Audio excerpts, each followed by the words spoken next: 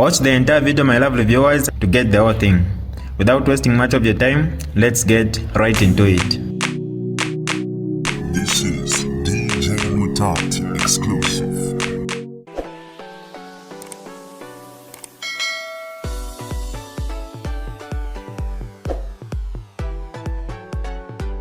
Hi lovely viewers, it's me again, your one and only Mutati Mpundu. Welcome to my YouTube channel. If this is your first time on my channel, kindly subscribe to my YouTube channel by hitting the subscribe button down below. Turn the bell icon to join the notification squad. Don't forget to like, share, and leave a comment. Tell me what you think about this video in the comment section below. I'll be super glad to hear from you lovely viewers. Irrelevant and should be struck from the replying affidavit with all due respect. The last issue, which I will not belabor, I'll just submit, and the submission is already made in my heads of argument with regards to the ex parte order that was made by this court by the variation of the original court order and the conduct of the attorney for the applicant.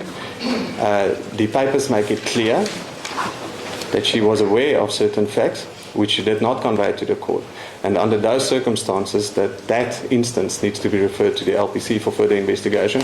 It should not transpire that any officer of this court... Has that been done? As court pleases, my lord? Has that been done? It is in our... Has a complaint been... No complaint has formally yet been lodged. We are a bit busy with this, but I take my lord's point. As the court pleases, like I say, I'm not going to take it further than what is said in the heads of argument. Then with regards to cost, we deal with cost also quite comprehensively in our heads of argument and set out the reasons why costs should be awarded on an attorney-client scale in favour of the respondent. If it's not on an attorney-client scale, I would submit that cost on a scale C would be appropriate, including obviously a cost of the employment of two counsel.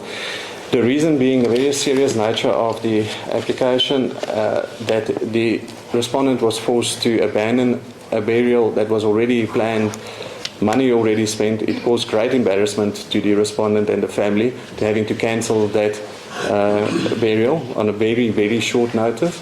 The original application, they say in the urgent application that they got notice on the 18th of June that the body will not be repatriated back to Zambia. That's correct. Then they ought to have brought it already on the 20th and not waited till the 25th. On the day of the burial to bring such an application, it's an abuse of process and caused great distress, especially to the widow of the late president, and embarrassment because everybody was already sitting and present at the burial that was arranged for the 25th of June. Further than that, we see, and I submit, that the founding affidavit does not support the relief that the applicant's contending for. It's seeking a declarator. But in fact, it seems to be more relying on an agreement. They're not pleading specific performance at all. They're not seeking really specific performance in the notice of motion at all. They would never be entitled to a declarator that they're seeking because the case is really about an agreement. A declarator is something else with different requirements. I think you've made it. If the court pleases, my lord. That's all for the respondents. Let me just ask you one question. Having regard to the nature of this matter, parties sat down, tried to reach an amicable solution. I'm not yet done. There were costs that were incurred by the respondents in arranging a funeral and so forth. Wouldn't it be appropriate that the court should make an order that each party to pay its own costs? My lord, it's a very novel application. Decision that the court would make. I understand what my lord's conveying, that it might be an option for this court under the circumstances dealing with the burial rights, and that there's not really, it seems, pertinent case law on this point yet. It is probably a little bit novel. I can't take it further than that, except to say the respondent should not be out of pocket for trying to... Somehow, in my view, there's a concession by the government that they should get benefit, should get a house, a vehicle, and so on. Well, my lord, unfortunately... And it's under oath. And the pension going forward. My lord, unfortunately, I'm not in a position to say what's happening in Zambia and why or anything at all with regard to, let's call it undertakings and whether they'll be kept or not kept, and I'm not going to venture into those grounds. No, but my main question is, would it be appropriate for this court to make such an order? Can you address me on that? About benefits then? No, that each party should be liable for its own costs in this application.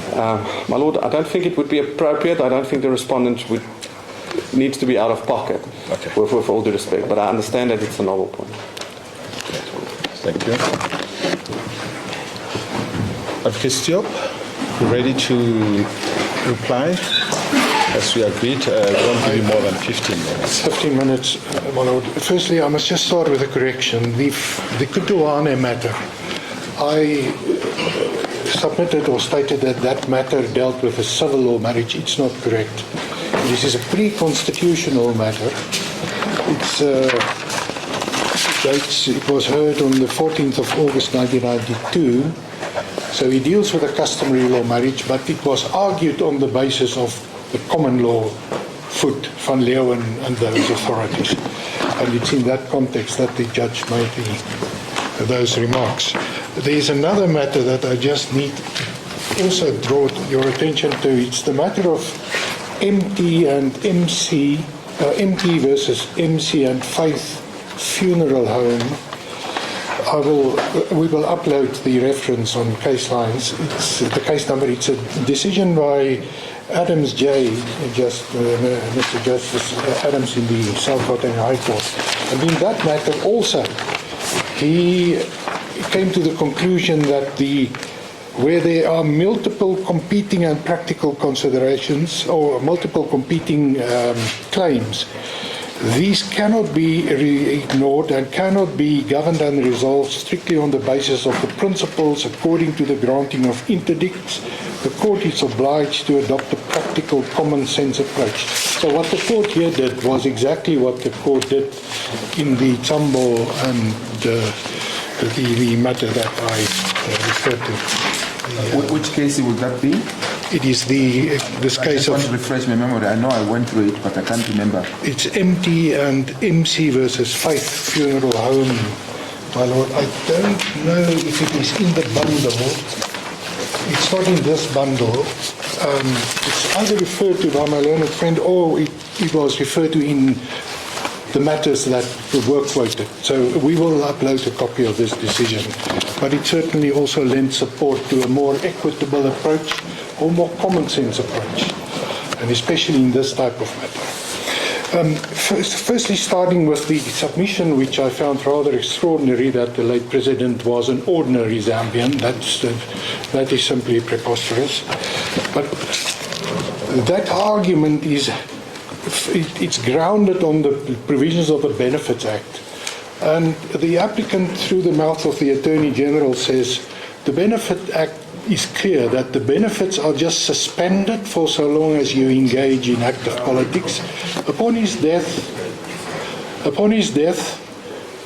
that impediment or the reason for the suspension falls away and the benefits become payable. One of the benefits is funeral costs.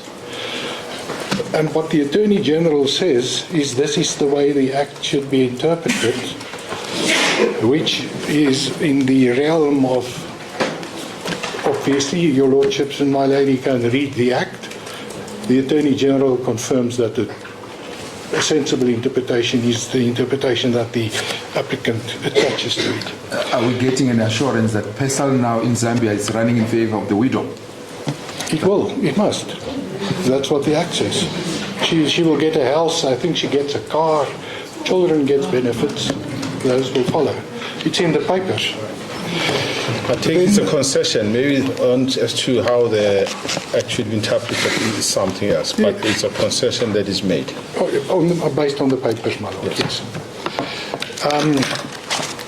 The first point, the question of the wishes of the deceased, what my learned friend did, there's a fancy word to it. If you look at the line and your eye jumps to another point, there's an explanation for that. Your Lordship, or the court referred, my learned friend, to what is stated as far as the wishes of the deceased are concerned, and that is in paragraph 7.6. The family objected that the late President stated his wishes. My learned friend said, no, but that's denied, and then he referred the court to paragraph,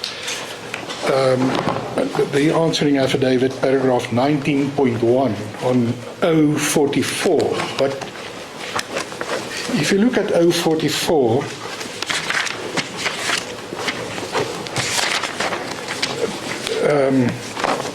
paragraph 19.1, no, sorry, my learned friend referred to paragraph 24.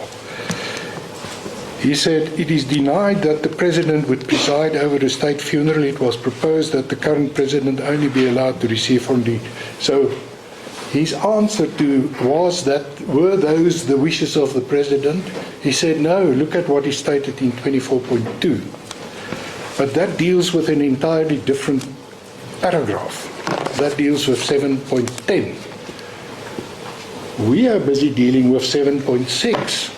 7.6 sets out the wishes of the family, or the late President, and that is dealt with in 19.1 on 044. And there the respondent says, the proposed conditions of my family are stated herein. From the listed conditions, it is clear that the family would not agree to the current President playing any role in the burial of the late President Dunga. So they don't take issue with the fact that, on their version, those were the wishes of the late President. So the submission that there is no evidence as to his wishes is wrong. It is, as we say in the supplementary finding of paragraph 7.6. It's not denied. This is DJ Mutati exclusive. Alright, that's all for you today, lovely viewers. If you did enjoy the video, please don't forget to leave a comment in the comment section below. Tell me what you think about the video you just watched in the comment section below. I'll be super glad to hear from you, lovely viewers. Once again, I go by the name of Mutati Mpundu. I love you, peace, I gotta go.